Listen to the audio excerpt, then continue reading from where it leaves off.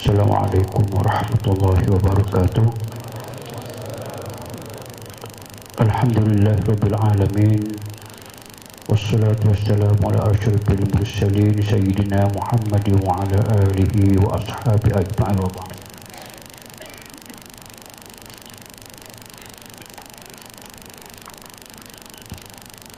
Salah satu daripada yang istimewanya, uniknya Islam, di mana hal-hal penting seperti Al-Quran, Al-Hadis, dia ada sistem dipanggilkan sanad. Ada ilmu masanik, ilmu memastikan suatu hadis yang sampai kepada kita dirakamkan dengan cara yang betul, siapa yang dengar, dari mana dia dengar, siapa yang bersambungkah tidak sampai ke Rasulullah sallallahu alaihi wasallam. Ilmu itu ada pada ilmu masanid, sanad, macam Quran itu datang daripada Allah kepada Jibril, kepada Muhammad, kepada Zaid, kepada Ali, kepada Muawiyah, kepada Ubay, turun kepada Hafaz, kepada Nafi', Salman, turun ke bawah sampai orang tulis sempurna. Memang dia tidak putus. Sanad itu dipanggilkan dengan mata rantai, tidak putus. Hadis pun tidak putus. Kalau putus dia panggil munqati'. Munqati' terputus jadi dhaif. Jadi penting itu ada. Salah satu yang ada, macam misalnya kita baca Fatihah. Kalau sebuah Quran itu banyak sangat, ya, tak sempat kita nak habiskan. Tapi sekurang-kurangnya Al-Fatihah yang menjadi rukun dalam sembahyang, kita baca, kita ambil daripada seorang yang memang orang itu ada hubungan dengan yang sebelum dengannya, akhirnya sampai kepada Rasulullah SAW. Itu dipanggilkan sanad Al-Fatihah. Semua juga dengan macam kita baca yang penting itu jam, la ilaha illallah. Itu Nabi sebut, inna khaira ma aquluhu ana wan nabiyyuna min ba'di la ilaha illallah. Sebaik-baik yang aku kata dan sebaik-baik yang nabi-nabi sebelum daripada aku kata, la ilaha illallah. Pendek tapi dia itulah yang paling baik sekali, kata-kata la ilaha illallah. Yang itu pun diturun ke bawah dari Nabi kepada sahabat, sahabat kepada sahabat, tabi'in kepada tabi'in. Dia turun cantik sangat kalau dia tidak putus sampai kepada kita. Di antara yang tujuan saya sebut ini sebagai mukadimah itu, nak tanya saudara-saudara sekalian, siapakah di kalangan saudara-saudara sekalian yang atas lah, yang bawah saya tak nampak, yang pernah mengambil sanad bacaan Al-Fatihah yang dibaca itu daripada guru dia yang bertulis, yang sampai kepada dia. Dia panggil dia itu mendapat ijazah membaca Al-Fatihah dengan sanad yang betul, menyambung dari dia yang sekarang ini sampai dekat Nabi, dan bertulis dengan yang terang. Siapakah di kalangan saudara yang pernah mengambil ijazah sanad membaca Fatihah daripada dia, daripada guru dia sampai kepada Nabi, sampai pernah dapat ijazah itu? Saya sila angkat tangan. Oh, ramai lagi.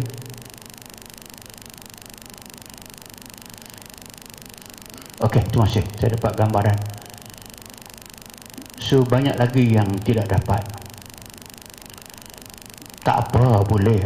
Tapi kalau kita ada sanad itu, sandaran yang kita baca, memang kalau saya baca kepada saudara, saya dengar bacaan saya ambil di pegu, saya ada sanad yang sampai kepada Nabi Muhammad SAW yang bertulis. Kalau saudara-saudara yang belum terima sanad itu ataupun yang dah nak terima daripada saya akan bagi ikut cara dia, ada sijil, ada ijazah yang akan saya sampaikan. Siapa yang nak itu cuba angkat tangan. Nak tengok yang tak angkat tu, yang tengok. Oh, Pusul Mak Mek tak angkat dia. Tak apa, tak nak sudah. Okey, terima kasih.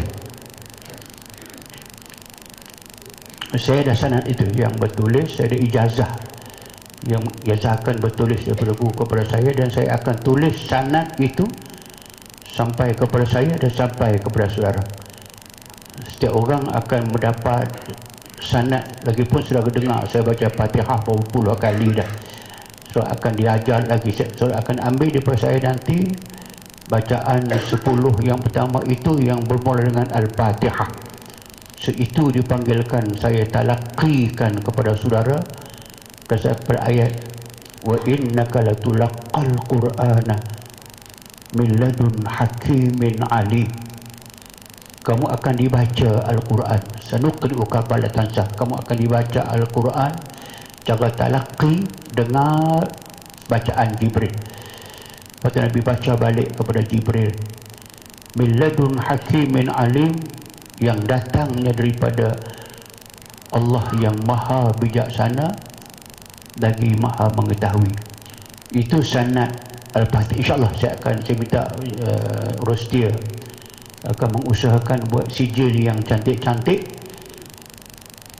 tulis nama cantik-cantik, saya akan tanda tangan.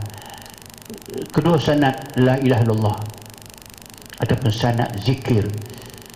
Zikir banyak, tapi sekurang-kurangnya yang saya sebut tadi itu, yang Nabi kata inna khaira ma aquluhu ana wa nabiyyun, sebaik-baik kalam, perkataan yang aku sebut, aku kata wahyu, Nabi semua kata kepada aku la ilaha illallah. Itu yang diajar kepada sahabat, sampai kepada guru, sampai kepada saya ada sanad tu, sanad zikir. Sekurang-kurangnya sanad itu sah daripada kita kepada guru, kepada guru, sampailah akhirnya ke Rasulullah SAW. Kerana kita telah berzikir banyak, terus dengar saya zikir, saudara zikir, dan kita akan terus zikir sampai kepada habis kuliah ini. Maka saudara berhak untuk mendapat sanad zikir itu daripada saya yang sampai ke Rasulullah SAW. Akan saya sertakan juga, tak payah angkat tangan, tak nak kot.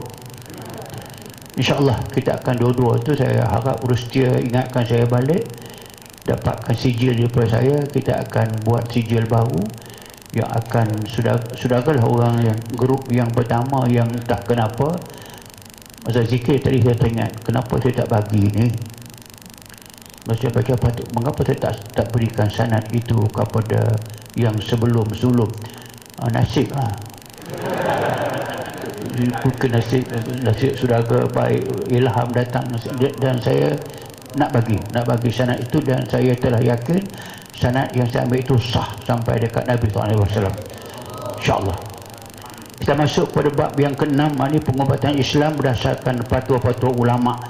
Ini telah pun saya sebut dah minggu sudah, tapi nak terang lagi sikit, mengatakan bahawasanya kita tidak mengamalkan rawatan Islam itu berdasarkan agak-agak, berdasarkan kepada amalan-amalan yang tidak ada asas. Kita belajar dengan guru yang ada asas, memang faham kaedah, tahu hukum, dan bila sampai kat saya pun saya tapis balik. Ada yang kita ketepikan, ada yang kita ambil, ada yang kita muzakarahkan, kita tapis balik yang akhirnya kita asaskan di samping Quran dengan sunnah itu kita ambil kira dengan fatwa-fatwa ulama. So fatwa ulama ni maksudnya apa sahaja yang kita lihat mendatangkan sedikit sebanyak mungkin keraguan ke syubhah ke, tak apa kita rujuk kepada ulama-ulama yang muktabar. Ulama muktabar sama ada yang terlibat dalam rawatan macam Ibnul Qayyim, dia ada buku Asy-Syifa, dia ada buku macam As-Sayuti, ada At-Tib war Rahmah. Imam As-Sayuti, Imam Sayuti imam yang menulis kitab lebih daripada 200 judul kitab agama. As-Sayuti ada Asy-Syifa fi Tib. Kalau sekarang ulama-ulama sekarang ini, kalau yang selalu orang dengar, ulama yang mengamalkan rawatan di Mesir banyak, di Saudi pun banyak. Di Saudi kalau anda pergi ke Madinah, kalau anda daripada Madinah nak ke Mekah, akan berjumpa dengan masjid dipanggil dengan Masjid Abyar Ali ataupun Bi'ru Ali, tempat orang memulakan niat umrah. On the way, kalau sebelah kanan itu Masjid Bi'ru Ali, ada sebelah kiri ada sebuah masjid. Opposite dia, jauh sikit ke dalam dia ada lambang masjid. Situ ada tempat rawatan yang besar. Tempat rawatan itu diusahakan oleh seorang bekas pencarah di Masjid Islam Madinah. Dia buka pusat rawatan untuk merawat orang-orang Islam di sana, khasnya di Madinah. Dan saya pergi tempat itu. Dan berjumpa dengan dia dan sebagainya. Cakap sikit banyak, ceritalah apa yang saya buat di sini, apa dia buat. Cuma dia kata dia tidak boleh buat macam yang saya buat. Kamu buat macam kamu buat, aku buat macam aku buat. Dia buat macam mana? Dia ada dewan yang saya agak sebesar 2 kali dengan dewan kita ni. Dewan dia sebesar 2 kali begitu. Dia ada meja tengah-tengah panjang begitu. Seorang yang datang ke semua pesakit yang untuk merawat dewan hari Rabu, Jumaat pagi pukul 9. So orang letak air tengah-tengah bangun tengah dewan besar dia tu. Dia keluar, dia baca doa macam kita buat di bawah. Dia baca doa, dan doa pun tak banyak berubah sangat dengan doa kita. Orang mesti tidak ambil daripada dia. Dia nama dia Ali Al-Umari. Ali Al-Umari. Tu dia baca doa agak panjang lah, panjang sikit yang saya baca bawah selalu tu.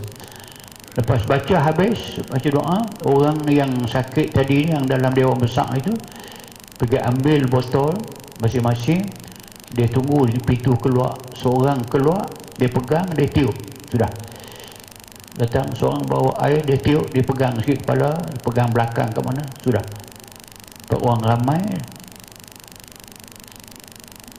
Itu yang dipanggilkan satu pusat yang besar. Seorang ulama, Ali Al-Umari, dia bekas pensyarah di Masjid Islam Madinah, dan dia menulis buku. Kalau di Mesir ada disebutkan Abu Salam Bali yang tulis kita As-Sarimul Battar fit Tahaddi 'alal Ashrar.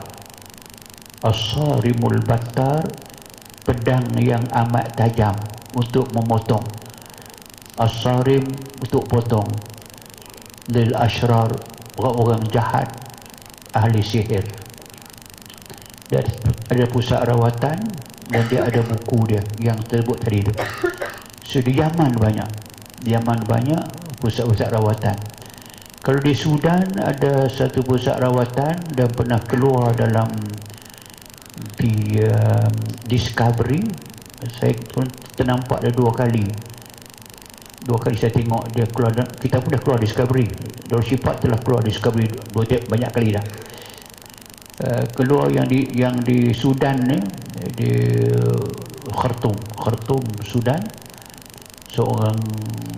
seorang Sudan, alim,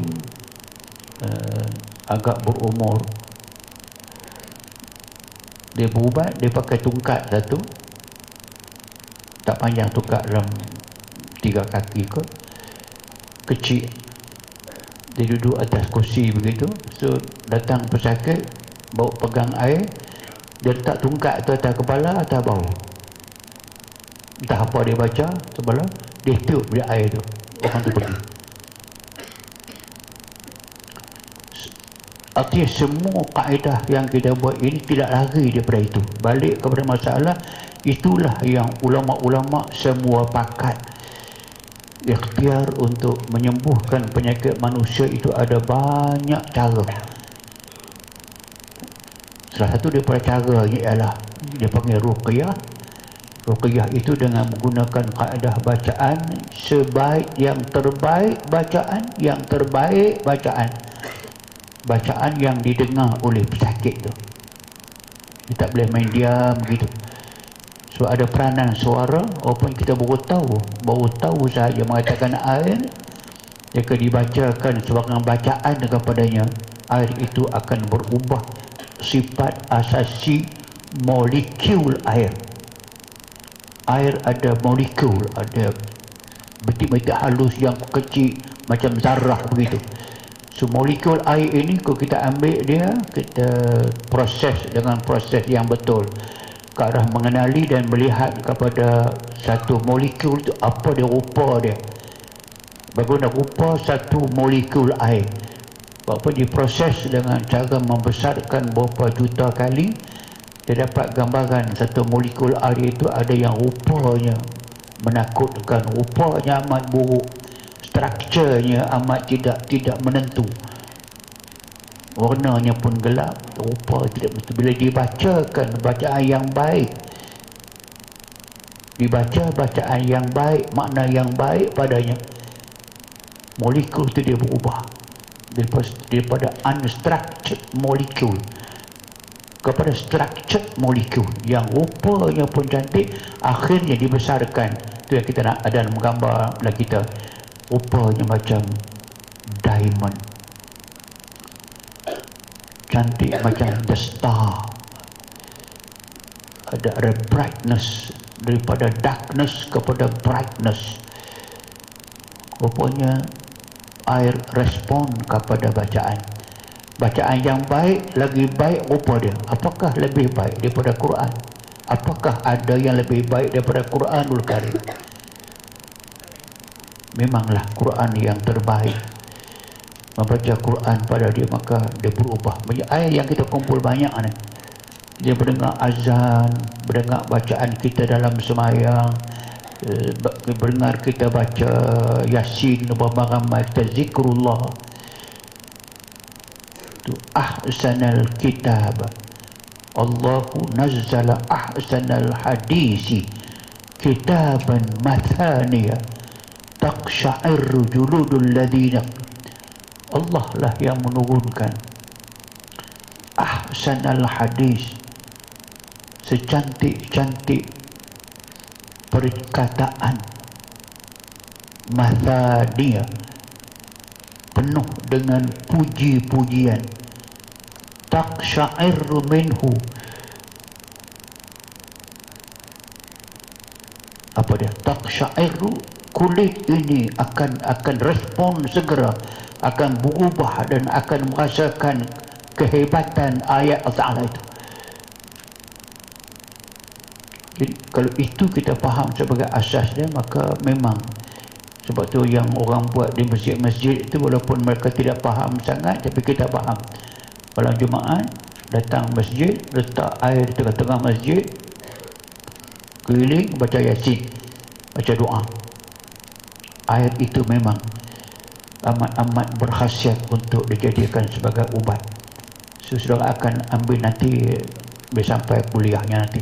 Okey, atas itulah kita merasakan bahawa kita ambil pandangan ulama-ulama yang semuanya mengatakan boleh. Siapa kita dulu apakah boleh apabila dia melengkapi. Dia jangan lupa, saya sebut banyak kali, saya akan ulang lagi, jangan lupa mesti memenuhi 3 syarat. Petua ulama, ijtihad ulama ke, dipanggil ujama bermuafakat ke, ijma' ulama ke, semua sama. Dalam kitab Sayuti pun ada, Ibn Qayyim pun ada, dan petua Al-Fatawa Ulama Al-Baladil Haram, kitab terjengkai besar, kitab paling besar, Fatawa Ulama Al-Masjidil Haram, petua-petua ulama Masjid Haram. Dalam tu ada petua, boleh malah digalakkan untuk mengusahakan kesembuhan penyakit dengan ruqyah, dengan syarat memenuhi 3 syarat saya sebutlah. Satu, jangan lupa baca Quran tak ada masalah, baca hadis tak ada masalah. Yang kedua, boleh baca ruqyah, doa dengan bahasa ibunda, bahasa lain, dengan syarat diketahui makna dia, tidak ada perkataan syirik. Yang ketiga, perawat itu hendaklah beriktikad penyembuhnya bukan dia. Penyembuh bukan ayat yang dibaca, bukan doa yang dibaca. Penyembuh selama-lamanya adalah Allah Subhanahu wa ta'ala. Kalau 3 ini ada, maka amat boleh kita usahakan itu.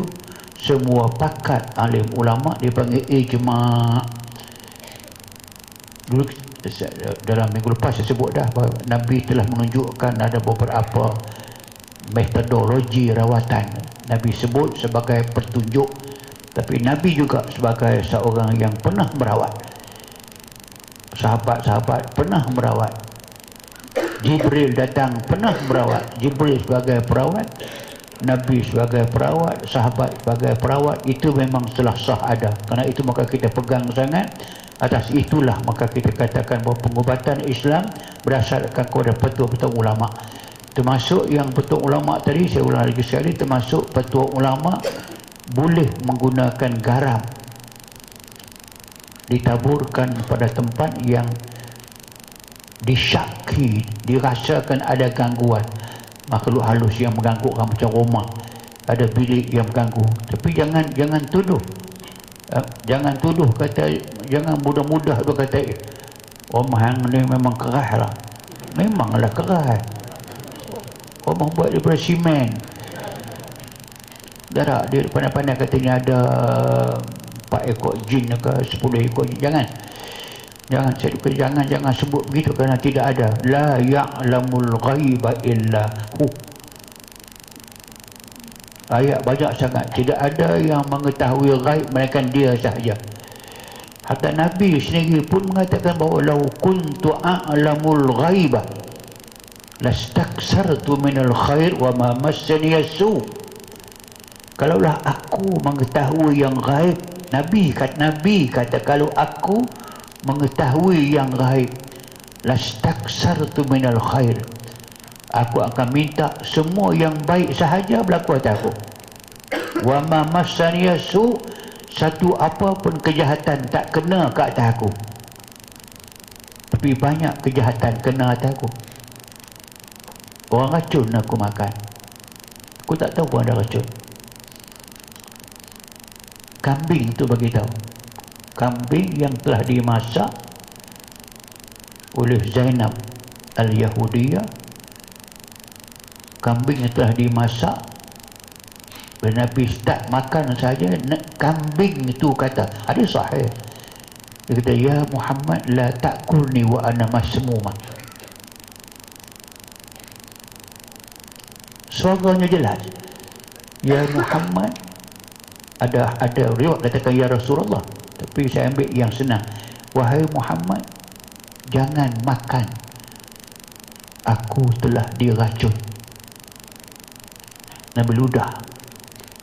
Tapi Barak yang datang bersama dengan dia makan cepat sangat, mati. Sahabat mati, diracun. Tapi Nabi tak makan, kenapa? Kambing yang telah dimasak. Dia berkata, wahai Muhammad, jangan makan saya telah diracun. Panggil perempuan itu, mengapa takut racun? Tak payah tanya dah, adakah hang tahu racun? Tak payah tanya. Nak tahu mengapa kamu tahu racun?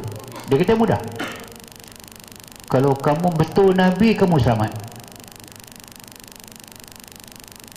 Kalau Kalau kamu Nabi sungguh, kamu tak akan selamat. Saya akan cukup kuat. Kawan tu mati. Sebab dia bukan Nabi. Itu kalau the moral of the story. Kalau kambing tak beritahu dekat Nabi, Nabi tidak tahu dengan sendiri sebab itu benda yang gaib. Sama kita sebut itu, kata bila Nabi kena sihir, kita pegang sangat bahawa sihir itu hadis Al-Bukhari, memang hadis sahih. Dia tidak tahu pun dia kena sihir. Dia tahu bila datang Jibril bagi tahu. Sebab tu saya ulang semua poin dia nak mengatakan bahawa kita Darus Syifa memang beramal dengan konsep kita tidak tahu yang gaib. Penyakit pun tidak tahu, melainkan orang tu kamu sakit apa, ambil maklumat daripada dia. Sakit kepala, sakit kepala. Tidur malam saya ada orang tidur sama dengan saya. Itu suami kamu. Tak, saya belum kahwin. Pula orang kah? Tak tahu. Tapi macam orang. Tapi tak mungkin tutup pintu. Memang ada pun. Wasyarikhum bil amwali wal aulad, memang ada makhluk halus yang boleh berkongsi dengan manusia. Dia berkongsi anak atau dia boleh. Lam yatmishunna insun qablahum wala jan. Ar-Rahman. Bidadari itu perempuan yang tidak pernah disetubuhi oleh mana-mana manusia maupun jin. Maknanya manusia banyak yang berlaku, makhluk halus boleh menyetubuhi manusia. Sebab tu Nabi sebut bila kita mendatangi isteri kita sebaik-baik seboleh-bolehnya, malah itu yang terbaiknya, bacalah Allahumma jannibna syaitan wa jannibi syaitanu ma razaqtana. Tengok setiap hadis itu ada mesej yang cukup terang, tapi orang tak faham sangat. Allahumma ya Allah jannibna syaitan, jauhkan kami. Bila dia dengan isteri dia bersama nak adakan hubungan suami isteri intim, doa dahulu, Allahumma jannibna syaitan, ya Allah jauhkan kami daripada syaitan, wa jannibi syaitanu ma razaqtana, jauhkan syaitan daripada rezeki yang akan lahir dari perhubungan ini. Maknanya syaitan boleh tumpang bersama kalau tak didoakan demikian. Okey, poin besarnya bahawa selama saya ulang banyak kali dah mengatakan bahawa kita tidak tahu yang gaib. Jangan duk rasa hebat orang yang merawat orang, dia tahu penyakit, dia tahu sebab, dia bagi tahu pun dan kena betul pun. Ada satu kejadian benar yang berlaku. Ada seorang perawat, tapi ini bukan kita lah, kebetulan bukan kita, orang Indonesia. Seorang perawat dan seorang sufi, seorang yang ahli ibadat yang kuat, tapi dia amat dikagumi kerana dia boleh berjalan di atas air. Dia boleh hilang, boleh timbul satu tempat. Dia boleh tahu penyakit orang. Dia boleh tahu barang-barang yang hilang. Tak semua, tapi banyak yang dia boleh tahu. Orang amat kagum dengan dia. Kebolehan dia amat luar biasa. Saya sebut lagi sekali, dia boleh berjalan atas air. Orang nampak ada bukti. Dia boleh telan bara api. Dia boleh, kita panggil scan lah, scan penyakit. Boleh baca sakit penyakit itu. Sebanyaklah keajaiban dia, maka dia seorang ahli kuat ibadat dan sebagainya, maka orang kagum. Tapi ada dah di antara ulama setempatnya yang mempertikaikan kebolehan dia itu. Sekarang orang kata dia itu karamah dia ni memang ada ibadat. Tapi orang, ada ulama lain pula yang ikut kasyaf dia kata ini bukan, sebab ini sihir. Tidak apa menjadi perbualan ramai, dan sebab akhirnya masa dia nak menghabiskan umur dia itu, memang baru tahu mengatakan dia ada satu bilik di rumah dia. Bilik kebal itu orang siapa pun tidak boleh masuk. Dia amat larang sangat isteri anak-anak dia, sebab isteri dia kalau masuk tercerai kamu dengan talak 3. Anak-anak masuk derhaka.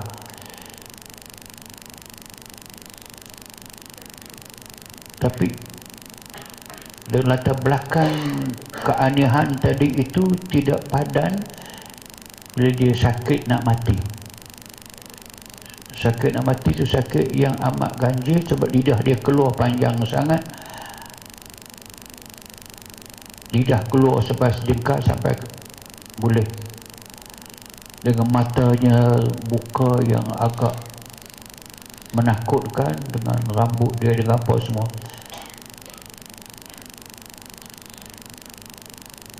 Dan mati akhirnya, mesti matilah akhirnya. Mati dalam keadaan yang cukup mengaibkan.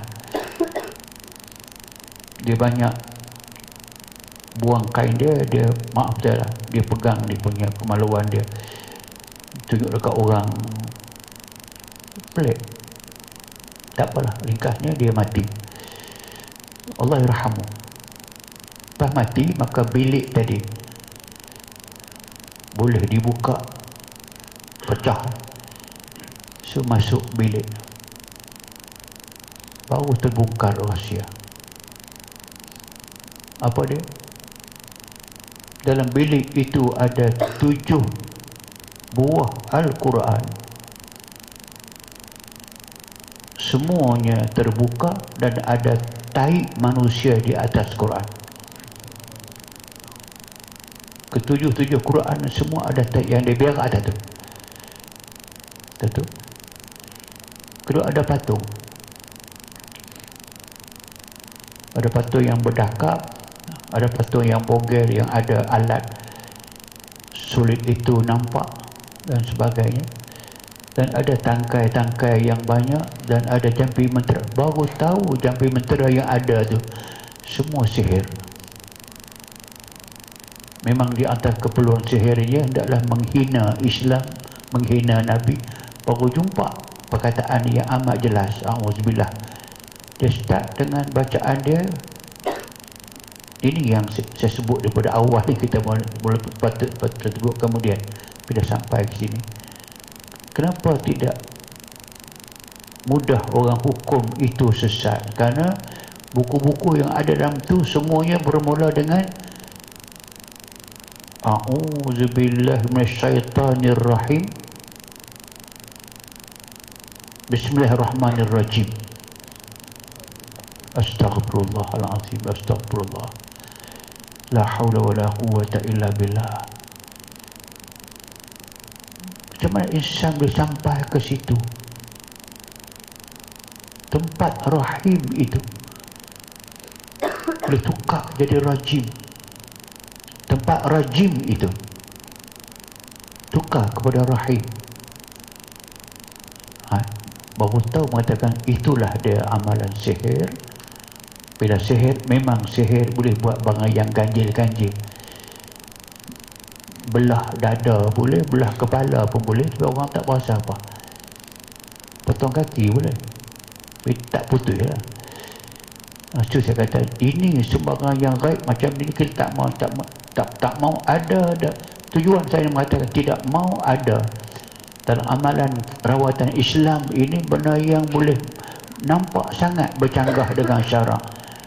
Quran kata la ya'lamul ghaiba illa hu, tidak ada yang tahu yang ghaib melainkan dia seorang. Allah Ta'ala saja yang tahu. Banyak sangat ayat yang begitu. Jadi kita jangan tahu yang ghaib. Kita buat barang yang nyata, sah syarak boleh. Kita beramal dengan benda yang jelas nampak kepada kita yang okey. Tadi maka boleh tempat yang ada makhluk halus, tak tahu. Tapi tuan rumah bagi tahu, kami nampak situ, kami nampak sini. Masuk bilik ni tak boleh tidur, panas, sebagainya. Kerana masuk rumah nak bergaduh. Masuk rumah bergaduh. Dah keluar tak bergaduh, rumah bergaduh. Rumah tu kena rawat. Sebab kita juga nak merawat rumah, merawat kilang, merawat bangunan, dan tidak akan rawat insya-Allah taala. Semua kita ambil kira petua ulama dan hukum-hukum yang boleh. Dan kita ambil daripada asas lagi, daripada asasnya junjungan besar kita Muhammad SAW bila dia bermusafir di tengah padang pasir, dia berhenti satu tempat untuk berkemah. Dia ada masa malam dia berjalan, siang berjalan, ada masa malam dia berehat, siang pun berehat, kena buat kemah sekejap. So tempat mana yang Nabi arahkan para sahabat berhenti buat kemah, kita berehat sehari dua di sini ataupun semalaman di sini, Nabi baca. Makna bila Nabi baca, ada ikhtiar untuk mengelak daripada gangguan-gangguan makhluk halus. Dia baca, ya ardu Rabbuna wa rabbukillah na'udzubillahi min syarriki wa syarri ma fiki wa syarri ma yakhruju minki wa syarri yadubbu alayki min hayyatin wa aqrabin wa aswadin wa usudin wa min syarri sakinil balad wa walidin wa ma walad. Yang mustahak untuk anda faham yang ujung tu, minta kejahatan daripada makhluk yang mendiami tempat ini, makhluk halus yang mendiami tempat ini. Setelah diminta jauh daripada kalajengking, bisa, binatang buah dan sebagainya, sampai kepada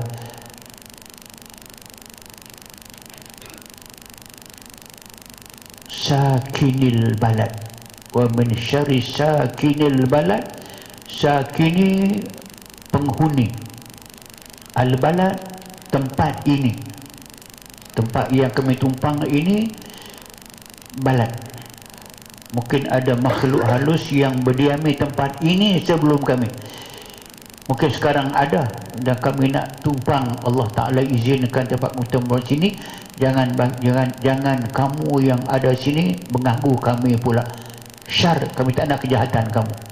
Wa walidin wa mawalid, dan keturunan mereka yang ada tempat itu.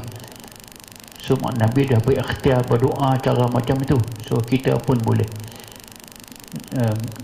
Kita akan ajar itu semua kita ambil, maka akadnya boleh. Itulah dia pengubatan Islam berdasarkan kepada petua-petua ulama yang dulu kita buat. Bab 7 ini ganjaran pahala bagi orang yang beriman dan bertimpa sakit dan bala. Perlu anda faham, dan ada juga akan kaunseling nanti kepada pesakit. Dan kita pun sakit, Nabi pun sakit, sahabat pun sakit. Yang dengar tak pernah sakit pun malaikat. Tapi yang nama jin, makhluk halus, sakit lagi teruk daripada kita, kerana mereka dilaknati Allah sampai hari kiamat. Wa inna alaika la'nata ila yaumiddin. Allah Ta'ala bagi tahu dah daripada iblis dulu, wa inna alaika la'nata ila yaumiddin. Kamu akan ditimpa laknat daripada Allah sampai hari kiamat. Apa dia al-la'nah? At-tardu anir rahmah. Mereka tak dapat sebagai rahman Allah Subhanahu wa ta'ala. Kalau dapat pun tempias rahmat. Hidup dengan penuh hasad, dengki.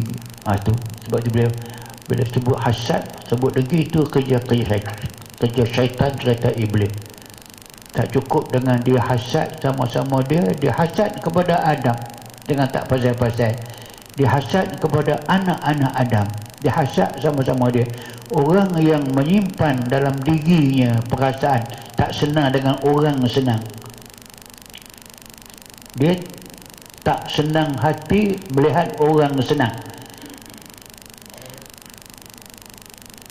Larat ke dia nak senang sebab orang semua senang, dia seorang tak senang. Hati itu hati yang gundah gulana sepanjang masa, tak pernah yang tenang. Tengok orang senang saja dia tak senang.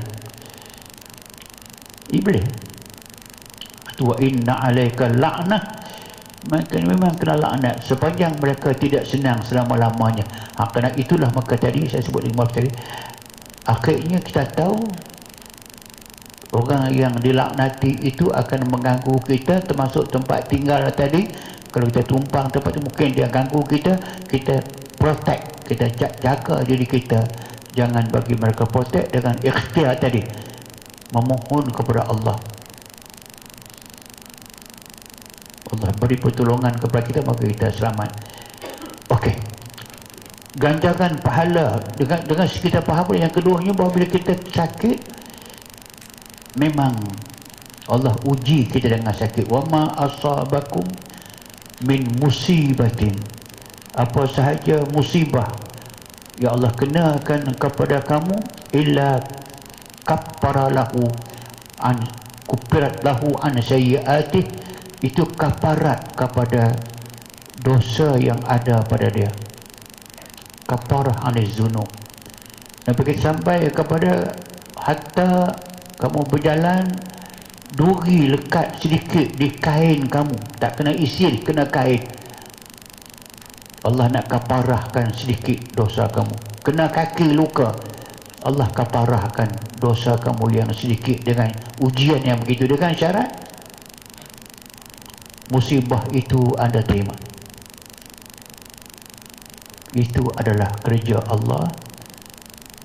Allah uji kamu. Kenapa? Ada dosa.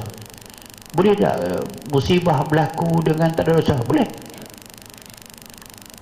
Nabi kita apa dosa?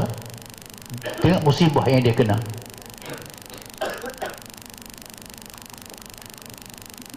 Cuba tengok balik ya. Tidak ada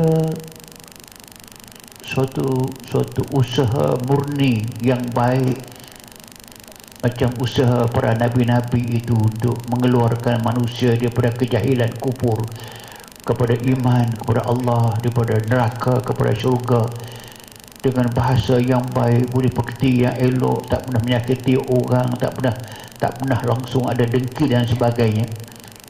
Apa yang musuh tak kata dekat Nabi? Gila, innahu lamajnun. Cuba ada fikir tengok, kalau kita pun kita tak gila, orang kata hang gila kan? Kita bukan melakukan sebahagian sihir kepada orang, tapi ini mukjizat Allah Ta'ala bagi. Orang kata dia ahli sihir, la sahirun majnunun, ahli sihir yang gila. Sihir tak gila pun dah berdengung dah, sihir gila pula. Cuma ada bayang tengok kalau orang sihir itu gila, tengok apa yang tak tuduh. Dia nakkan harta, dia nakkan perempuan, nakkan pangkat. La haula wala quwwata illa billah. Ada tengok, bila kita tengok nak marah, ada sedih, tapi nak faham kata Nabi kita tu walaupun betul hidup mula dalam keadaan susah, dia anak yatim, fakir yatim, tak ada kaya, tapi akhirnya bila pindah ke Madinah, Allah izinkan peperangan, berlaku peperangan, dah jadi adat resam pada ketika itu, siapa yang kalah perang dirampas habis harta mereka, dengan binatang mereka, dengan apa semua mereka, semua kena rampas. Dia panggil ghanaim, harta rampasan perang. Anda tahukah tidak mengatakan tiap-tiap rampasan perang itu banyak sangat harta, dan Nabi dapat 1/5 daripada rampasan perang. Wa'lamu annama ghanimtum, inilah khumusuhu wal rasul.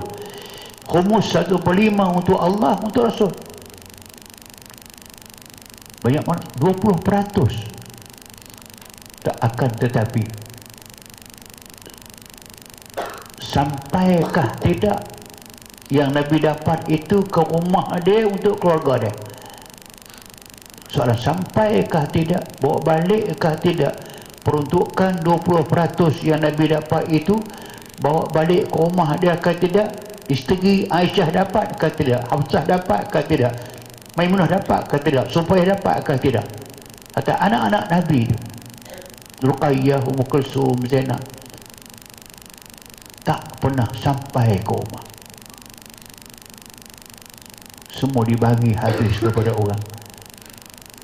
Malah ada dapat appreciate insan tu, ya Allah.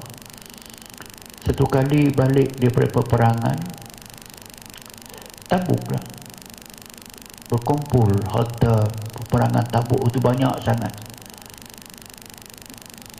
Seperti biasa Nabi bagi kepada orang yang keluar perang, bagi anak yatim, bagi semua sekali. Dapat dekat dia kata, siapa lagi yang tak dapat, mari ambil. Datang orang bagi sampai habis. Melangkah nak balik ke rumah, ya Rasulullah, ya Rasulullah, seorang berlari, saya baru tahu mengatakan Tuhan membahagi-bahagikan ghanaim itu kepada semua orang. Semua orang dapat, saya seorang sahaja yang belum dapat lagi. Mana hak saya? Nabi kata, kamu terlambat, aku dah bagi ke semua dah habis ke semua dah. Aku pun tak dapat. Tuhan tak dapat, tak apa, Tuhan ada cara lain, tapi saya nak hak saya.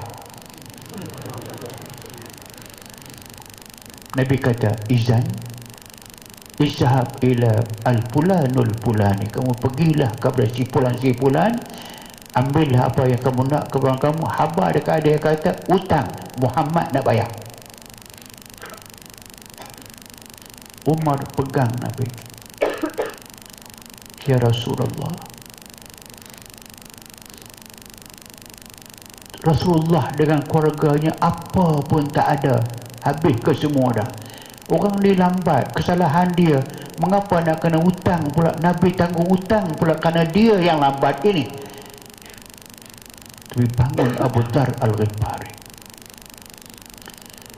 dia tinggi sikit suara daripada suara Umar, dia kata, ya Rasulullah, anfiq sayunfiquka min tahti kanzil arsh. Dia akan dengar cakap Umar ni, berilah kepada orang tadi apa yang dia nak, Allah Ta'ala akan ganti kepada kamu daripada bawah arash. Nabi senyum, tak apa, aku tanggung, Allah Maha Kaya. Pergi hutang, artinya balik daripada peperangan, hak dia dapat 1/5 daripada harta peperangan, tapi akhir sekali dia lekat hutang dengan sahabat tadi nak bayar hutang kawan ni.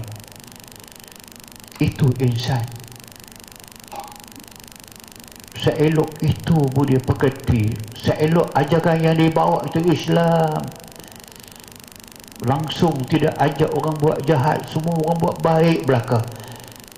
Orang boleh kata dia majnun, dia sahir, dia penting diri dia penting dunia dia tak. Itulah saya katakan, kerana itulah maka kita balik seperti ini. Hatta Nabi pun juga kena musibah. Itu point, musibah Allah Ta'ala angkatkan martabat dia. Kita juga kena sakit pun, terimalah sakit itu sebagai ujian Allah Subhanahu Wa Ta'ala. Allah nak uji kita, kamu sabar, kamu angkatlah, kamu terimalah itu. Pesakit kita pun yang kita rawat dia, ada yang sembuh. Dia kata, kalau tak sembuh memang kita dah berhenti lama dah, mengajak pun tidak, berubat pun tidak, kaki tak kaki, terang-terang, senang cerita. Tapi dah Allah bagi sembuh dan orang nak jumpa kita. Saya mengajak ni pun harap tak ada orang nak mengaji lah, saya senang sikit, boleh buat kerja lain. Tapi dah orang nak mengaji juga, dia bagi.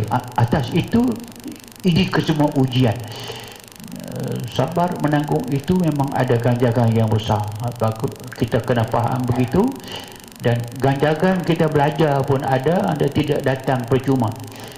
Kita hidup dan hidupkan ilmu ini, kita berzikir, kita ada majlis ta'lim, kita ada majlis tazkirah, kita ada majlis segala macam dipanggil hilaqul dzikri, kesemuanya mendatangkan pahala yang amat besar kepada kita dan kepada pesakit. Bab 5, bab 8 ni kategori penyakit manusia. Itu senang dah. Memang menjadi kewajipan kita untuk memahami dan merawat. Ada dua kategori penyakit, penyakit rohani dan penyakit jasmani. Penyakit rohani ini banyak. Penyakit rohani penyakit hati. Semuanya punca daripada hati. Kalau hati rosak, seluruh badan kita rosak. Kalau hati kita baik, seluruh badan baik. Itu dalam hadis, ala inna fil jasadi mudghah. Ingatlah dalam diri kamu ada suatu ketulan darah. Kalau ketulan darah itu baik, baiklah seluruh hidup kamu. Kalau ketulan darah itu rosak, fasadat, rosak seluruh hidup kamu, seluruh badan kamu, hidup kamu rosak. Apa dia? Itulah al-qalbu. Itulah dia hati nurani. So kita banyak ruang untuk merawat rohani. Penyakit rohani memang ada pun. Wa nafsin wa ma sawwaha wa alhamaha fujuraha wa taqwaha qad aflaha man zakkaha wa qad khaba man dassaha. Jelas. Wa nafsin, kita ada nafs. Nafs makna ruh. An-nafsu makna ruh. Insan ada jasad, ada ruh. Wa ma sawwaha, apa yang Allah Ta'ala ciptakan kebolehan kepada ruh itu. Dia ada penyakit dia ada kesihatan dia ada kekuatan, ada semangat dia. Fa alhamaha fujuraha, maka Allah Ta'ala ilhamkan kepada hati itu dua jalan. Fujuraha, jalan jahat. Wa taqwaha, jalan takwa. Nafsu boleh nilai, akal boleh bantu, hati boleh merasakan keyakinan kepada mana. Jika dia biarkan hati dia dikuasai oleh nafsu, oleh syaitan, akhirnya dia pilih jalan fujur, derhaka kepada Allah, tidak beriman dengan Allah, tidak beriman dengan Rasul. Ada yang beriman dengan Allah, dengan Rasul, tapi tak iman sungguh-sungguh, yang jenis separuh-separuh. Yakin tak yakin, yakin tak yakin, tengah-tengah. Yakin yang disebutkan dalam Quran banyak sangat ni. Orang yang tidak tetap pendirian dia, tak tahu. Muzabzabina baina dhalika la ilaha ula wala ilaha ula. Islam sungguh pun tidak, kufur sungguh pun tidak. Kalau Islam tak macam tu, kenapa Islam dia benci kepada hukum Islam? Kenapa Islam tak mahu kepada parti Islam? Sampai tokoh tu pun tak faham lagi. Dah bila Islam sepatutnya Allah ilham dah, Islam semua baik. Fa'alhamaha, memang ada ilham diberi, tapi ilham ada dua. Fujuraha, fujur maknanya kejahatan, lawan Allah Ta'ala. Ada wa taqwaha, jalan bertakwa kepada Allah, so, ikut apa Ta'ala perintah. Itu yang saya kata, kita baru 4 hari baru sambut Maulid Rasul. Bila Maulid Rasul ada ceramah, ada penjelasan, ada cakap, ada forum, ada macam-macam program. Tapi semua orang baca, kita pun tahu. Selalu orang baca Nabi kata taraktu fikum amrayni ma in tamassaktum bihi lan tadillu ba'di abada, sampai akhir. Aku tinggalkan kepadamu sekalian, wahai umatku, dua perkara. Kalau kamu pegang, beramal dengan kedua-dua ini, lan tadillu ba'di abada, sepanjang hidup kamu tidak sesat, mati tidak sesat, dalam kubur tidak sesat, padang mahsyar tidak sesat, sampai masuk syurga.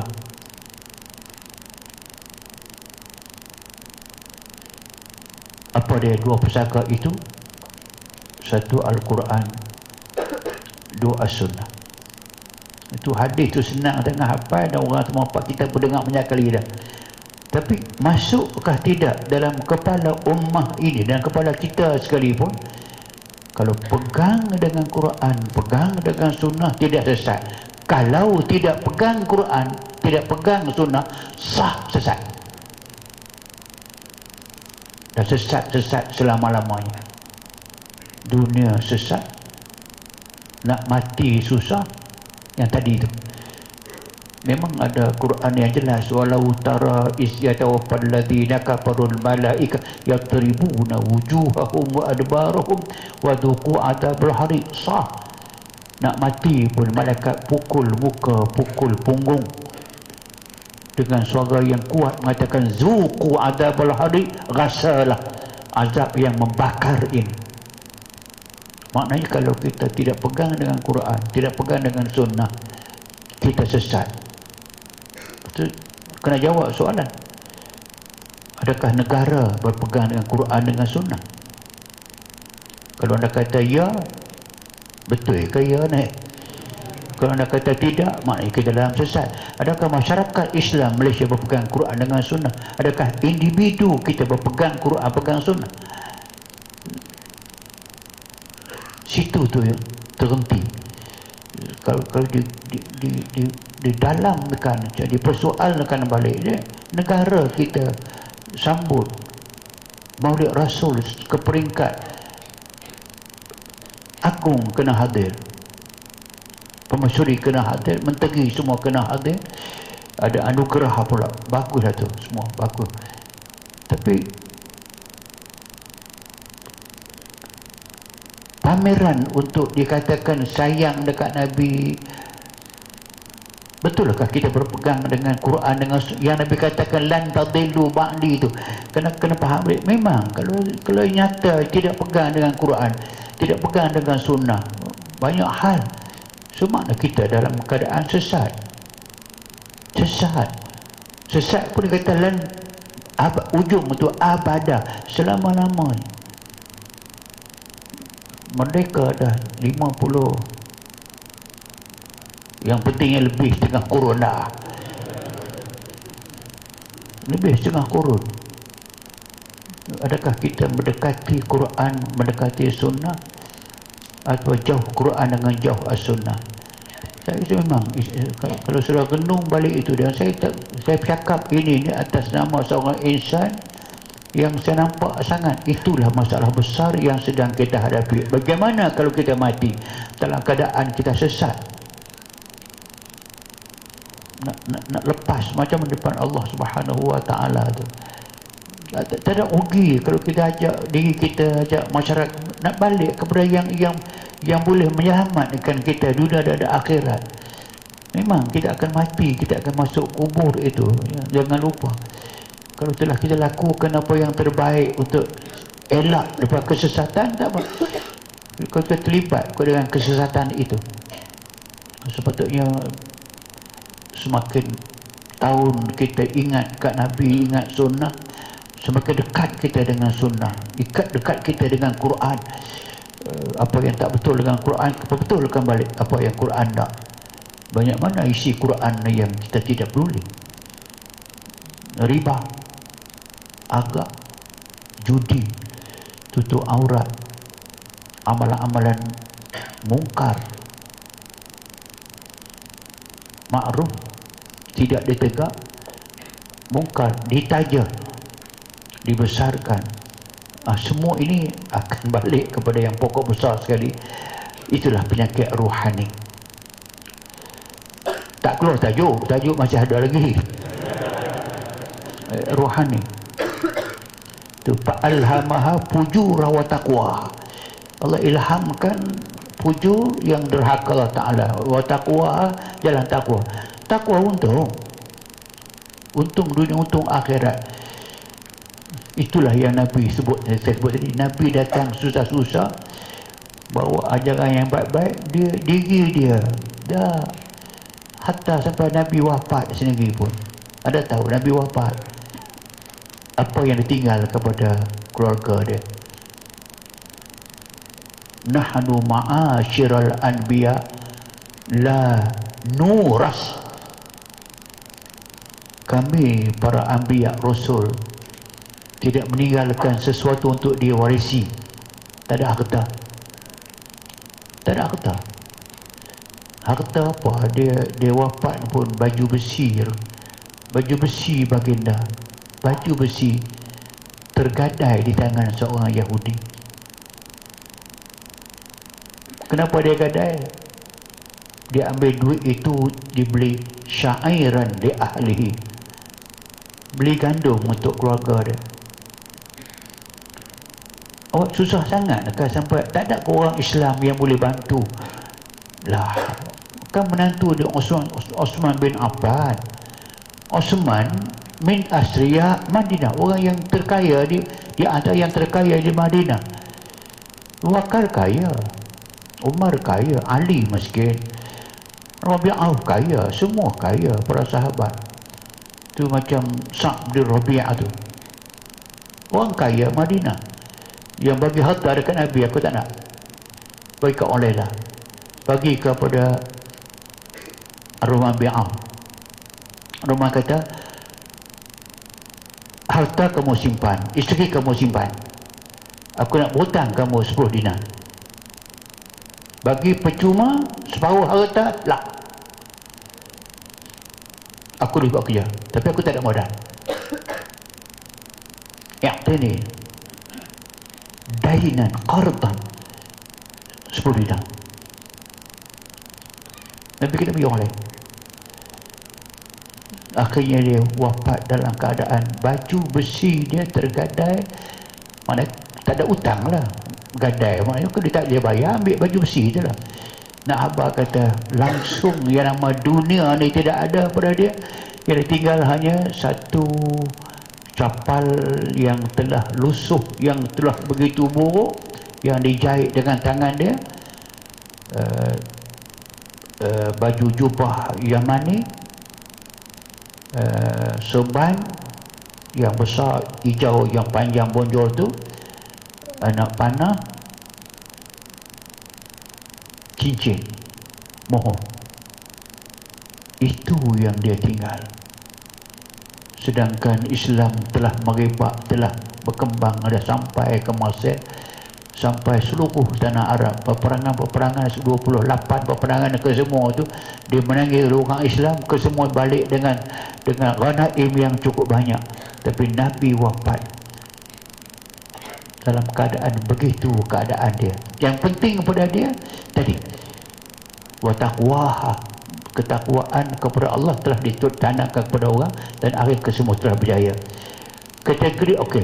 Sebab tu kita akan rawat yang nama dia rohani, ada kaedah rohani, ada jasmani, ada kaedah rawatan jasmani. Bab 10 itu pendinding diri, keluarga dan harta telah saya dahulukan. Jangan lupa bahawa yang nama dia pelindung diri, pelindung keluarga, itu bukan sahaja kerana saya sebut, bukan kerana saudara nak belajar rawatan maka kena lindung diri. Kalau orang tak belajar pun, isteri kita tak belajar pun, suami tidak belajar pun, suruh dia buat pelindungan diri dia. Anak-anak kita, jiran kita, kawan-kawan kita yang boleh kita ajar. Sebab pelindung diri ini memang kita, sebab tu kita wa idza qara'atal qur'ana fasta'iz billahi minasyaitonir rajim. Hatta kalau kamu nak baca Quran pun kamu kena berlindung.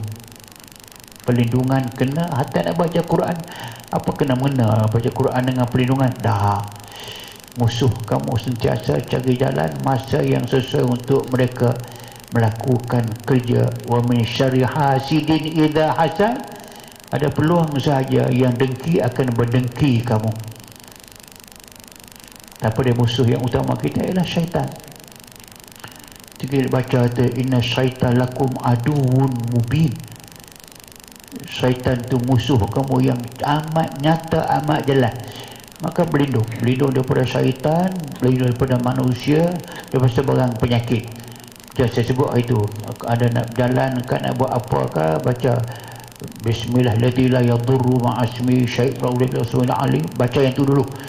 Kalau baca itu licin, tidak ada sangkut apa-apa, buatlah yang ada risiko, yang ada insya-Allah tak ada apa-apa.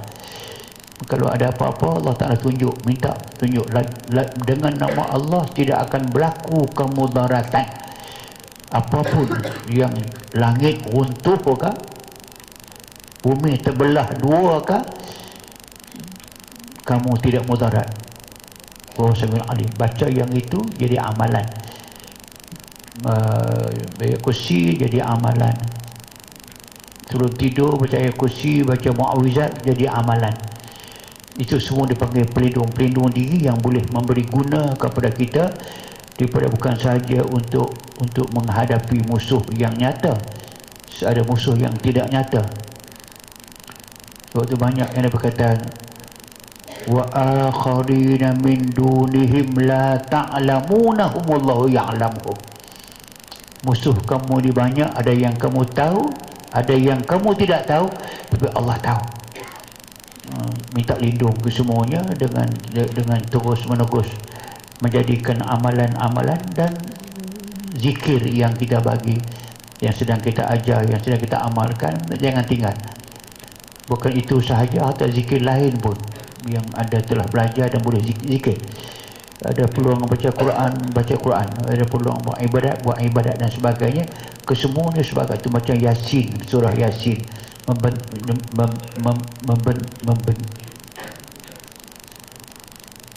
membentengi diri dengan ayat 1 hingga 9 surah Yasin, daripada Yasin wal Quranil Hakim sampai kepada waja'alna min baini aydihim sadda wa min khalfihim saddan fa'aghshaynahum fahum la yubsirun.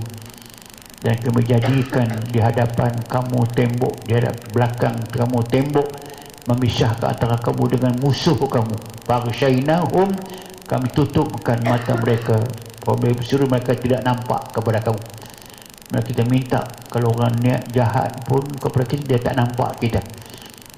Dia nak datang ke rumah kita pun dia tak jumpa dengan pintu pagar nak masuk. Dialah itu yang kita harapkan, insya-Allah. Tapi semuanya dengan ayat, dengan ikhtiar, dengan apa cara pun, sebagai satu ikhtiar yang boleh kita lakukan, insya-Allah. Dengan itu maka buku ini sudah tamat satu, dan kita akan masuk buku 2 dalam pertemuan minggu akan datang. Dan kita akan mula buku 2 itu dengan saya nak perturunkan tadi Fatihah tadi itu, saya akan bayar kepada saudara dengan 10 bacaan asas itu, dipanggilkan ruqyah majmu'ah ataupun kumpul ruqyah. Yang pertama saya akan perturunkan dengan buku 2 menjadi rujukan kita sebagai teks. Okey, banyak soalan ni yang kena habis, tapi tak payah habis lah.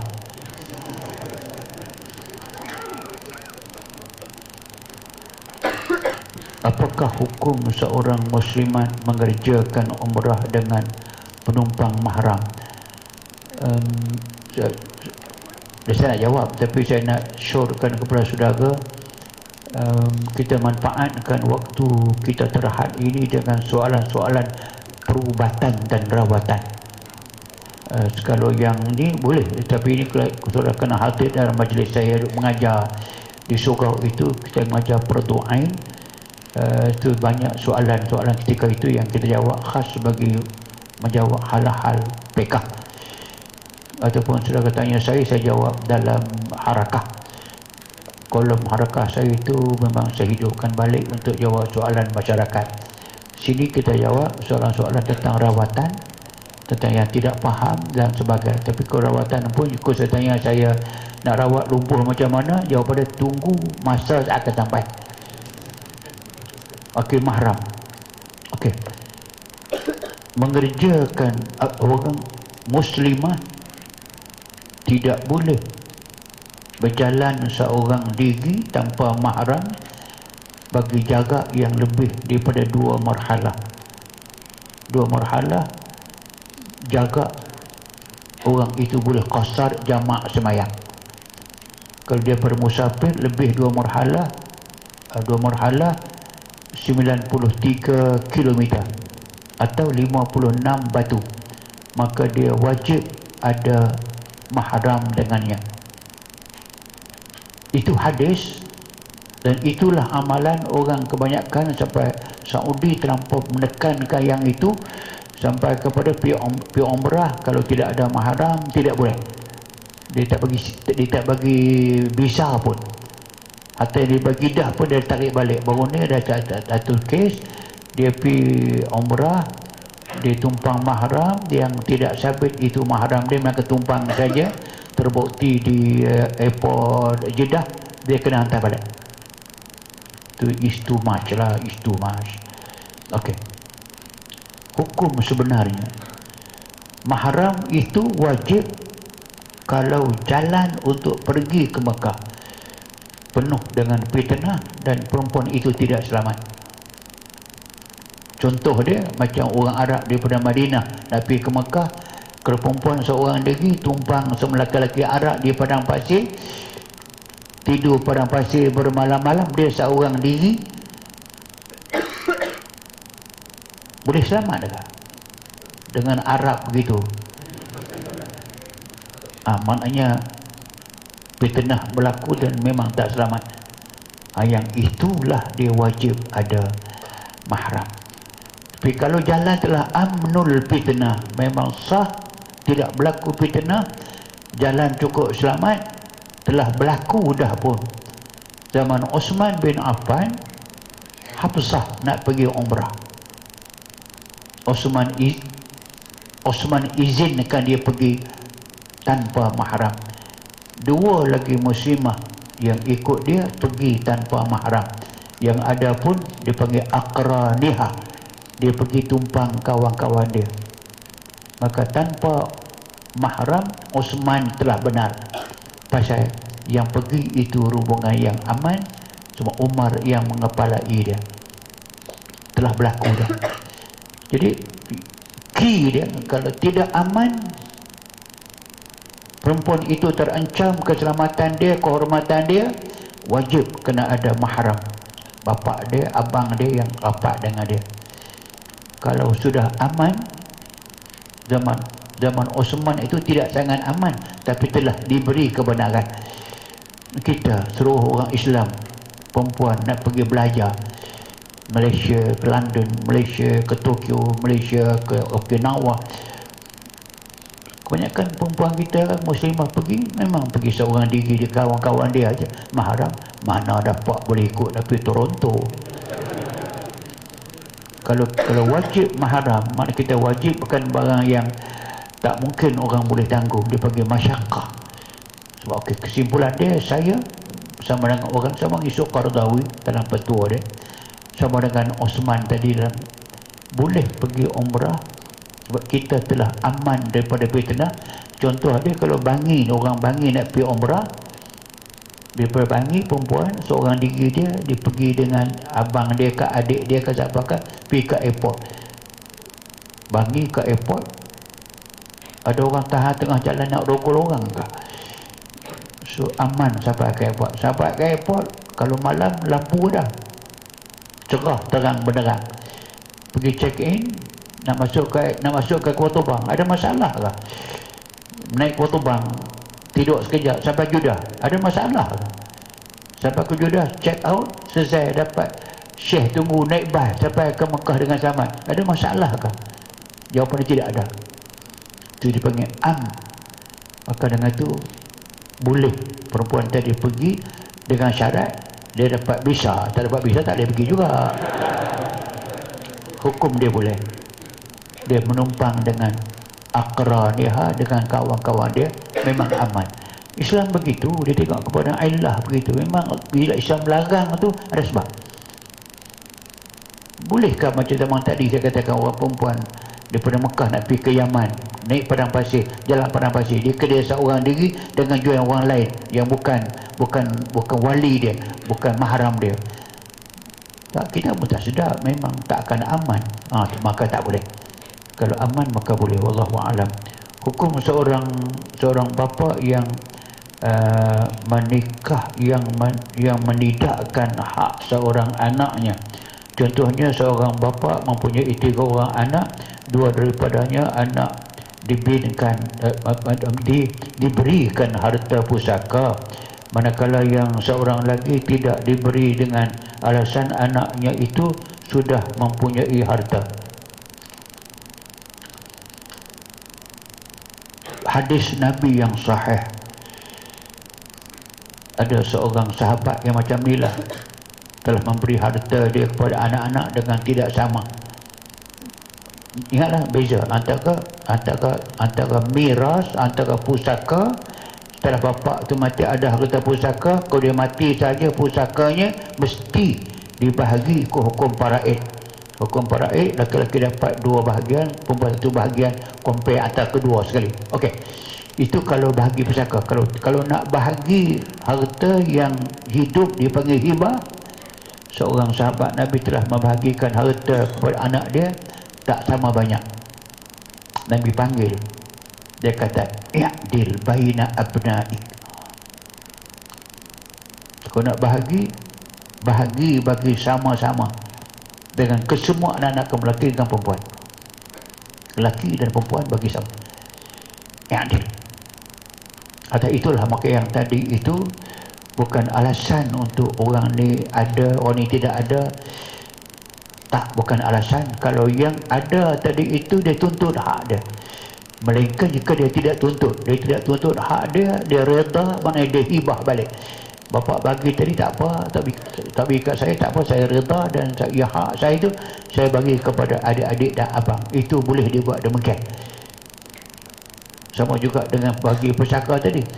Kalau bapa mewasiatkan harta pusaka dia diberi kepada anak-anak ke semua sama rata, laki-laki sama, perempuan sama, wasiat itu tidak sah, sebab dia melanggar dengan hadis la wasiyata li waris.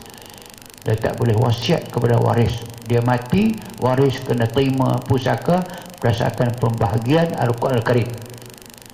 Akan tetapi kalau semua waris bersetuju untuk membahagikan harta pusaka ayah dengan sama banyak, semua setuju, seorang pun tak ada yang lawan, setuju, okey, maka boleh dibuat demikian, pusaka dibagi sama banyak atas nama tanazul. Tanazul ni, orang yang dapat banyak tadi dia kurbankan, aku tak nak banyak, aku nak sama. Yang baki itu dia bagi kepada abang dia, kepada adik perempuan dia, kakak perempuan dia. Tanazul boleh. Itu yang terbaik boleh. Maka yang tadi itu saya syorkan bahawa kalau nak bagi, dia kena bagi adil berdasar kepada hadis tadi, iaitu i'dil baina abna'i. Adakah dibolehkan untuk seorang melakukan solat istikharah bagi mencari petunjuk untuk sama ada meneruskan kehidupan rumah tangganya yang bermasalah atau tidak? Ya, sebaik-baiknya anda beristikharah, tapi dengan syarat. Kalau anda istikharah, hendaklah ikut keputusan yang anda dapat daripada istikharah. Kalau anda lawan istikharah itu pula, contoh dia memang anda dah nekat nak bercerai, tiba-tiba istikharah pula, mimpi malam tu ajak isteri pergi berbulan madu di Hawaii, Honolulu. Sedang tengah malam, kalau pergi bulan madu di Honolulu ni, maknanya jangan bercerai. Ni mimpi tak dipegang. Esok cerai juga isteri. Anda kena tanggung akibat itu. Bila anda minta kepada Allah istikharah, astakhiruka bi'ilmika, aku serahkan pilihan aku ni kepada Allah dengan ilmu Allah. Wa astaqdiruka, aku minta kudrat dari kamu, aku tidak ada daya, Allah bagi kedah. Contoh macam tu. Kalau anda melanggar itu, anda melanggar hukum Allah yang amat penting. Takut bencana yang akan menimpa kemudian. Tapi jawapannya baru tetaplah kalau anda rasa anda buat keputusan itu ada tak boleh ubah dah, usah istikharah, teruskan. Kalau nak istikharah anda kena putuskan betul-betul, aku nak ikut istikharah. Istikharah tu ada dua, ada yang mimpi macam tadi tu berlaku, tak berlaku semalam, tunggu 2 malam, 3 malam, 4 malam. Kalau tak dapat juga daripada puas istikharah dia, nak tanya hati. Lepas semayang, bangun pagi esok, hati berat ke mana? Hati itu berat ke mana? Itu istikharah. Dia tolong kepada minda kita buat keputusan berat ke mana. Kalau berat mengatakan teruskan perkahwinan, sabarlah yang berlaku. Dia panggil forget and forgive. You forgive me, I forgive you. I forgot what's done wrong. You forgive me, I forgive you. I forget what I have to forget, you have to forget what you forget. So, hidup balik semua. Boleh jadi baik insyaAllah. Boleh tak kita tangkap jin masuk dalam botol? So, jawapan dia memang tidak boleh dan tidak pernah ada dalam sebahagian kenyataan. Hukum pekah ke hukum yang boleh tangkap jin, tak boleh. So, Sulaiman tangkap jin itu dia mukjizat. Itulah yang Sulaiman kata, cuma berdoa, dia kata, Rabbi habli mulkan la yanbaghi li ahadin min ba'di. Ya Allah, kurniakan kepada aku kekuasaan untuk menguasai jin dan semua makhluk yang kamu jangan beri. La yanbaghi, ya Allah, kamu jangan beri kepada mana-mana orang selepas aku apa yang kebolehan yang ada pada aku. Dia minta doa Allah Ta'ala, manusia tidak boleh tangkap jin. Allah tunai permintaan dia. Sebab tu bukti kata Allah tunai, bila ada ifrit datang kepada Nabi nak ganggu masa semayang, Nabi tangkap. Nabi tangkap ifrit. Tu Nabi kata, laula doa Sulaiman, kalau bukan kerana aku ingat segera doa Nabi Sulaiman, jangan bagi orang tangkap jin, aku akan tangkap, aku akan terus tangkap jin itu, ifrit itu, aku akan tambat di tiang masjid Madinah ini, biar orang semua nampak dia besok pakat main-main dengan dia. Kerana aku ingat doa Nabi Sulaiman, jangan benar, jangan bagi mana-mana orang tangkap, maka aku lepas. Hadis sahih. Kan sejelas itu. Rabbi habli mulkan, ayat Quran. Ya Allah, kurniakan kepada aku mulk, raja, kuasa. Kuasa apa? Yang Nabi wali Sulaiman rih udwuha, panjang cerita. Sulaiman ada kuasa yang boleh angin ikut arahan dia, awan ikut arahan dia, jin ikut arahan dia, ke semua. Dia nak yang itu dia seorang saja boleh, lain semua jangan. Allah tunai, sebab tu Nabi tangkap boleh, lepas balik. Sebab kalau aku boleh tangkap, aku boleh tambat dia, doa Sulaiman tadi tak makbul. Bila makbul, dia kena lepas. Dia jangan tangkap. Sahabat mana mau tidak tangkap, dan kita pun tidak pernah tangkap. Siapa pun tak tangkap, temerang je. Jika sekiranya kita dikurniakan kelebihan melihat benda-benda gaib, bolehkah bila guna ketuk semula dari bagaimanakah, bolehkah Ustaz jelaskan? Ya, mungkin ada setengah-setengah orang Allah kurniakan kepadanya boleh melihat makhluk halus. Itu exceptional, orang tu berpenyakit. Budak-budak yang boleh melihat makhluk halus, mulalah penyakit, gangguan. Kalau dia sekolah, akhir tak sekolah. Lagi tak bercakap, kepada bercakap seorang-seorang. Dalam bilik main dengan entah siapa. Akhirnya senyum seorang-seorang, bercakap seorang-seorang. Kalau orang senyum seorang-seorang, cakap seorang-seorang, orang panggil wire dia short. Bila orang wire short ni, sudah kata lah, kalau rumah anda wire short, rumah akan terbakar. Kalau orang wire short, orang tu terbakar. Jadi bukan sebab tu Quran jelas, innahu yarakum huwa wa qabilu min haitsu la tarawnahum. Mereka nampak kamu, kamu tak nampak mereka. Itu min haitsu la tarawnahum itu maknanya normal manusia mereka tidak nampak makhluk halus. So majoriti, saya tanya selalu, majoriti kita akan sampai nanti ada tajuk tu. Majoriti kita ni memang tak nampak makhluk halus. Saya nampak, sebab itu saya bukan penyakit. Saya tahu itu kadang Allah anugerah, kadang. Saya pernah berjumpa dengan iblis di Makkah, menjumpa iblis tu. Saya tahu dia iblis. Rupa dia dengan busuk dia, saya tahu dia iblis. Nak tunjuk kat saya kot, memang saya pernah berdepan dengan makhluk halus ni, pernah bergaduh. Itu perkara biasa sebab kita merawat. Macam kita merawat orang yang kena hyperactive atau orang ni. Dia, kamu berani dah sebab kamu kawan banyak, aku seorang. Kalau seorang berani tak? Takkan nak jawab kata aku takut. Aku tak pernah takut selain Allah Ta'ala. Kalau hang berani, jumpa aku berani seorang-seorang. Kau boleh? Dia buat di mana? Atas kubur. Boleh? Hang pilih kubur mana? Dia pilih kubur Sugatan Kahal. Pukul apa? 12. Okey? Pergi. Yakin diri pergi. Doktor ingat juga nak bawa kawan.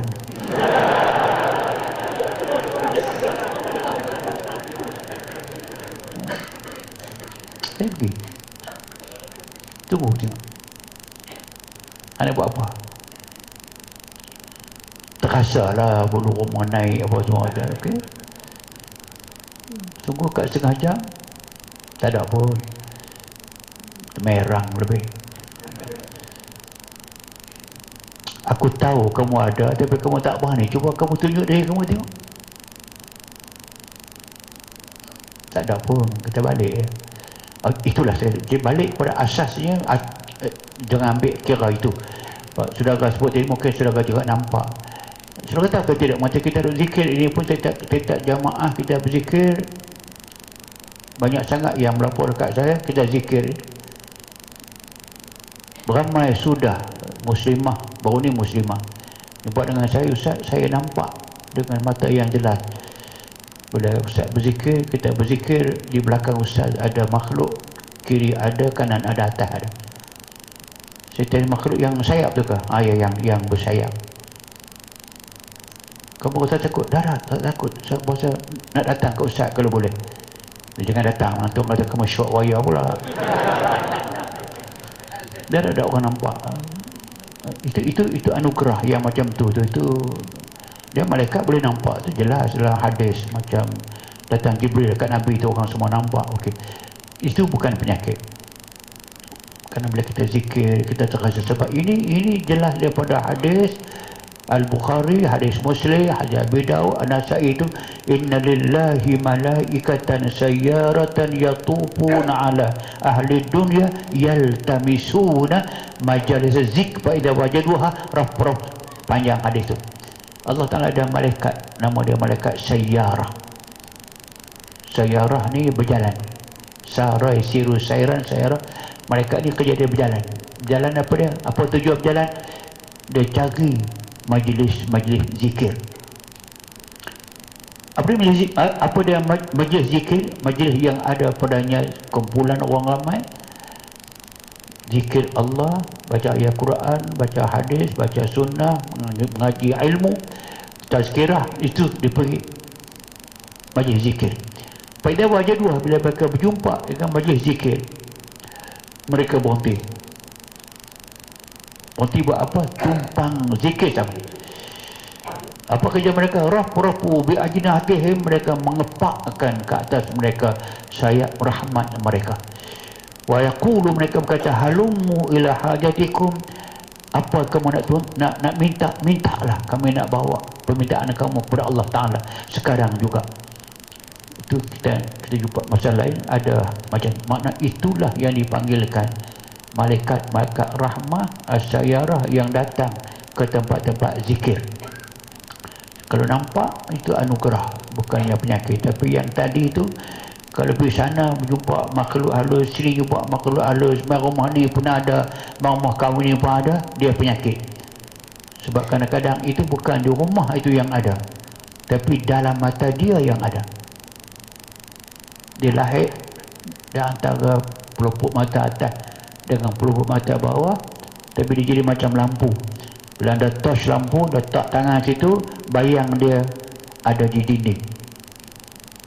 So mata kita torch, dia di depan tu, kita nampak di dinding orang tu. Oh, rumah kamu ada 10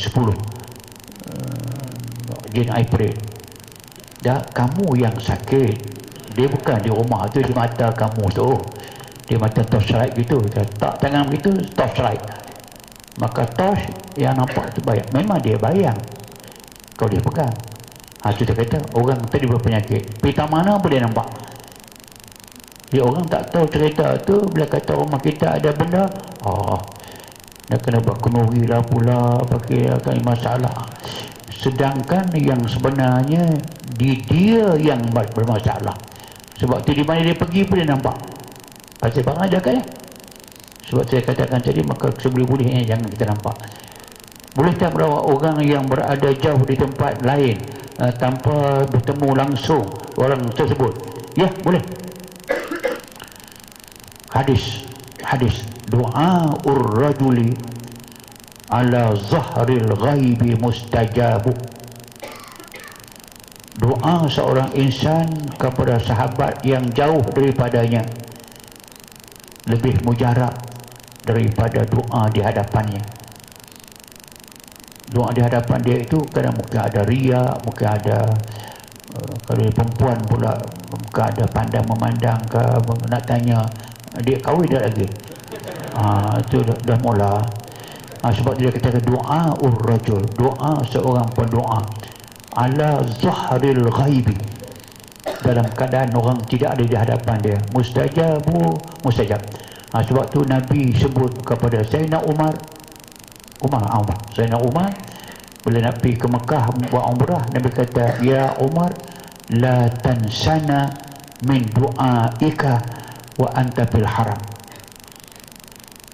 Kamu jangan lupa doa sama untuk kami di Madinah ini. Doa kebaikan lah waktu kamu ada di haram. So zahril ghaib, mustajab, lebih mustajab. Sebab tu kita selalu minta kalau orang-orang yang soleh, minta tolong doa untuk saya beriman dengan Allah lebih kuat, doakan kesembuhan penyakit saya. Ada orang nak pergi tempat-tempat jauh, itu so dia berdoa. Memang boleh, memang itulah yang terbaik sekali. Apa pandangan Ustaz berkaitan perubatan Islam al-istinsar? Ia meliputi pelbagai perkara berkaitan penapasan dari asas sehingga makrifat. Syukran.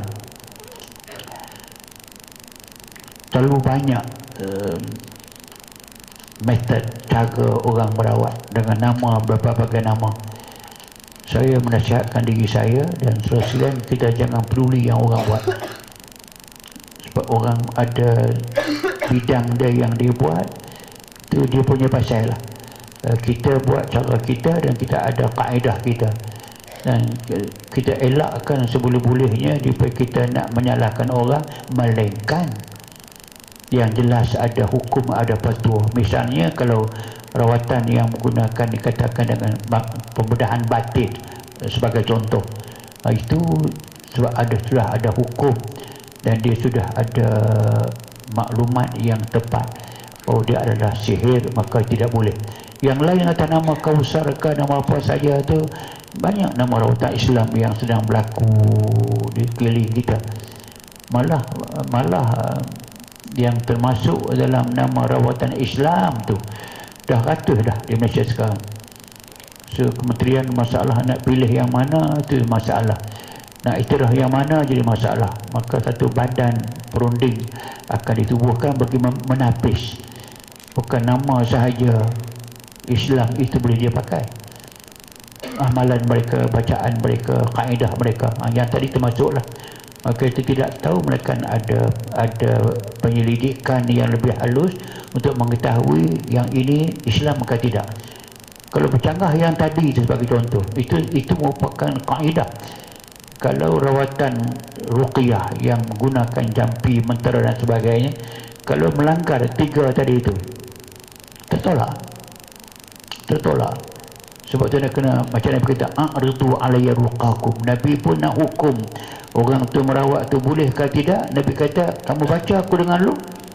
A'ridu, baca tengok aku dah dengar dulu. Orang tu baca, la ba's, ini boleh pakai. Bukan Quran, tapi jampi mentera. Maka sama sekarang. Tapi kalau mereka merawat, tak tahu apa dia baca, pejam mata, baca apa? Boleh dengan doa dalam hati boleh. Tapi setelah macam kita lah, orang dah tahu kita dah, kalau saya tengok saya berubat tu, saya baca dengar sebuah bilik tu. Ada orang yang saya tengok ada curi tape tu, pesakit baca tu, dia onkan dia punya recorder dia, sembunyi-sembunyi. Tak sembunyi, buka terang-terang boleh. Dia mungkin nak belajar apa, kitab kita ada, tak apa, mungkin orang suruh dia cuba pergi take tengok apa dia baca.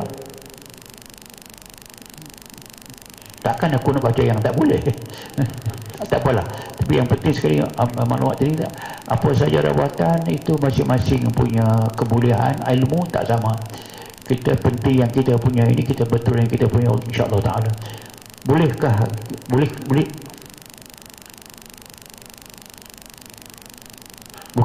bolehkah saka dihapuskan? Ya, apa juga penyakit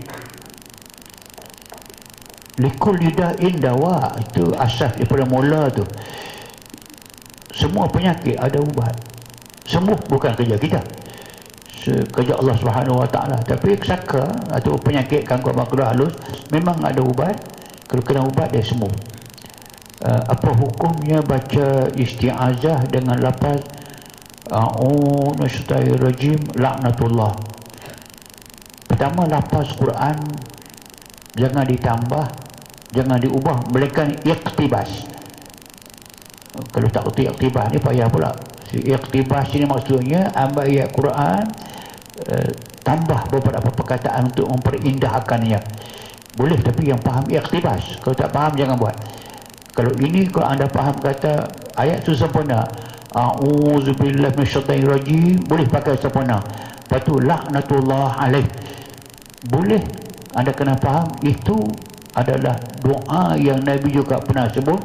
Boleh sebut musuh Allah laknatullahi alaih, Fir'aun laknatullah alaih, Iblis boleh, syaitan boleh. Tapi anda kena faham itu bukan ayat Quran, bukan tambahan, tapi doa. Dan sekali doa dalam ayat Quran memang sah boleh. Sebab Nabi SAW dia baca Quran dalam sembahyang sunat. Baca Quran dalam sembahyang sunat, boleh sampai ayat doa, Nabi berdoa. Sampai ayat laknat, Nabi laknat. Tambahan itu dia panggilkan tambahan yang dia tahu boleh dibuat demikian, maka boleh. Macam ini pun maka boleh. Tapi untuk mengelakkan daripada adanya tuhmahan ataupun adanya orang yang mempertikaikan, timbul syubhah, timbul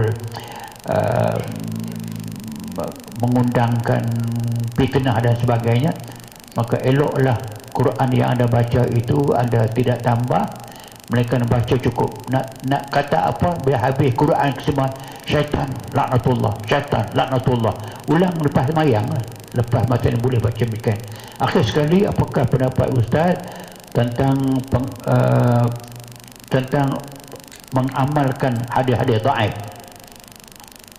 Jawapan dia, kaedah dalam ilmu hadis, kaedah yang dipakai dalam ilmu hadis dipanggil al-ahaditsud dhaifah tufidu fi fadailil a'mal.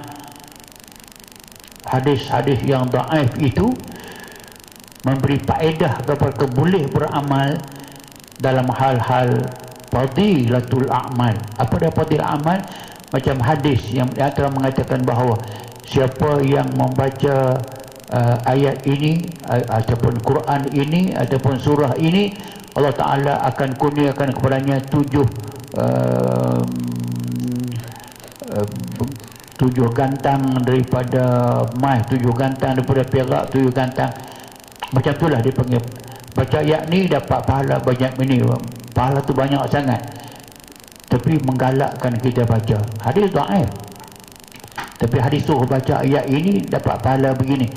Maka boleh dibaca atas nama al-ahadisud dhaifah. Hadis yang dhaif boleh digunakan untuk fadail amal, untuk amalan yang mendatangkan fadilat. Fadilat kelebihan dia. Satu. Yang kedua, dhaif ada dua. Satu dhaif yang sangat-sangat dhaif, hampir kepada maudhu'. Yang kedua, dhaif juga cuma hilang satu sahaja daripada syurutul qabul. Syarat menerima hadis ialah ma naqalahu dhabit dhabtan tamman min ghairi iddatin fadihah wala syuzuz. Ada nak mengaji hadis pula.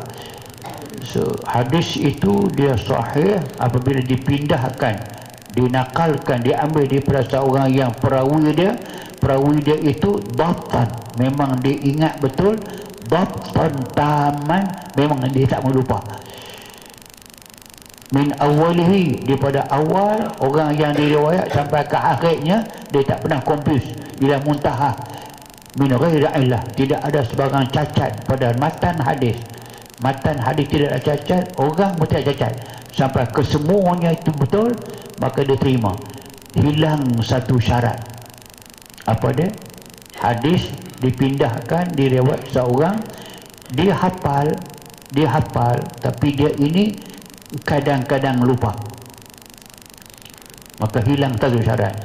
Dia lupa, mungkin lupa hadis lain, tak lupa hadis tu. Mungkin yang lain. Dan tak lupa ke semua, mungkin daripada 1000 maklumat, satu dia lupa. Jadi itu dia panggilkan tetaplah hilang satu syarat, tapi syarat itu tidak mengapa sangat, maka boleh pakai. Dia dhaif tapi tidak dhaif sangat, maka dia boleh pakai. Kesimpulan dia bahawa rujuklah kepada ulama-ulama yang muktabar. Kalau orang tu kata boleh pakai, pakailah. Fas'alu ahla dzikri in kuntum la ta'lamun. Tanya orang yang tahu kalau kamu tidak tahu. Al-Fatihah.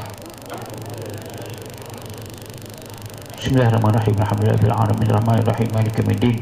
Iyyaka na'budu wa iyyaka nasta'in ihdinas siratal mustaqim siratal ladzina an'amta 'alaihim ghairil maghdubi 'alaihim waladdallin. Allahumma salli ala sayyidina Muhammad wa ala ajma'in. Alhamdulillah rabbil alamin ya karim rahmatika wa arhamur rahimin. Aslih lana ya Allah, aslih a'malana, aslih arzaqana, wasi' arzaqana ya karim. Allahumma hdina sahla ila ma ta'tu sahlan. Allahumma kunna imanan kamila wa yaqinan sadiqa wa amalan salihan wa du'aan mustajaba bi rahmatika arhamar rahim. Walhamdulillah rabbil alamin. Subhanakallah bihamdik asyhadu an la ilaha illa anta astaghfiruka wa atubu ilaik. Bismillahirrahmanirrahim. Wal 'asri innal insana lafi khusr lilladzina amanu wa 'amilus shalihat wa tawassaw bil haqq wa tawassaw bis sabr. Sekali saja. Wassalamualaikum.